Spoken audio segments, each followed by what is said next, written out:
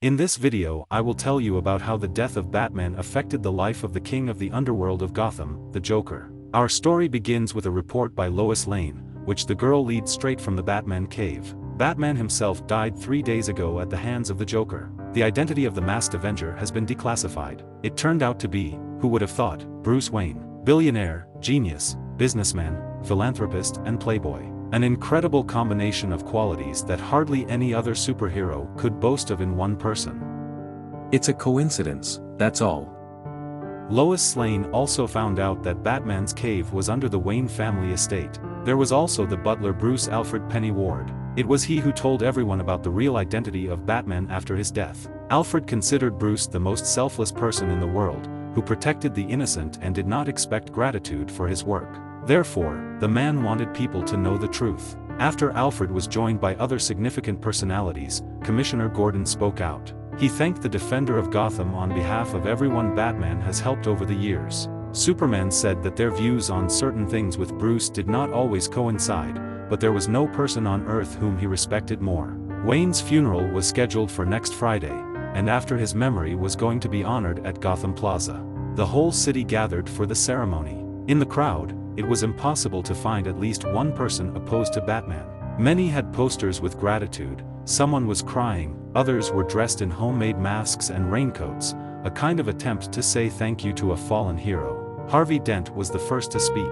He noticed that the residents loved not only Batman, who fought crime, but also Bruce Wayne himself, who was known for his generous donations that helped defenseless and at-risk residents of Gotham. That is why, according to Dent, this one person combined two heroes at once. At that moment, there was one person in the crowd who came here not to pay homage, but to arrange a deadly show with a large number of victims. It was the Joker, of course. He was sick of the mourners gathered, of the speeches from the podium. He wondered how it was. There were two men with severe emotional deviations who liked to dress up as jerks and break the law. That's just one for some reason became a hero, and the second was locked up in a mental hospital. The Joker was furious. He was preparing to detonate several kilograms of explosives strapped to his body. The force of the explosion would be enough to turn everyone gathered into a bloody mess. Meanwhile, various famous people continued to speak on the podium.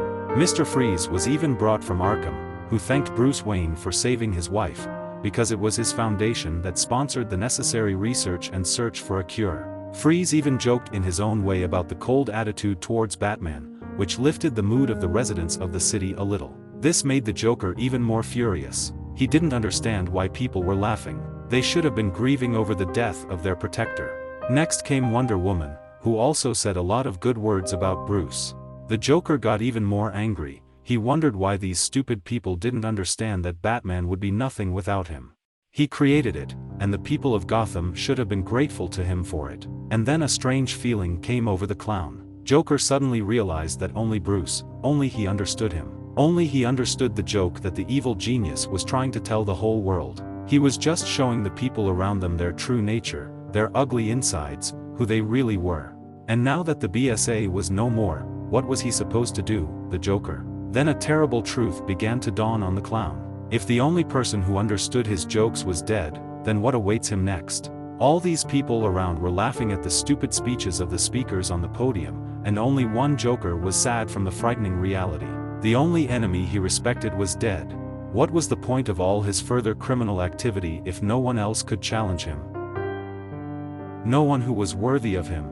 Yes, there was Superman, but he wasn't even close to Batman. Hard and fast on dumb and dull, like mammoth shit. It was not interesting to fight with such a person. And only now the Joker finally realized that he had made a major mistake in his life. He killed the only person dear and most important to him, without whom life itself no longer had any meaning. The clown disabled the bomb and threw it into the nearest trash can, and then just left.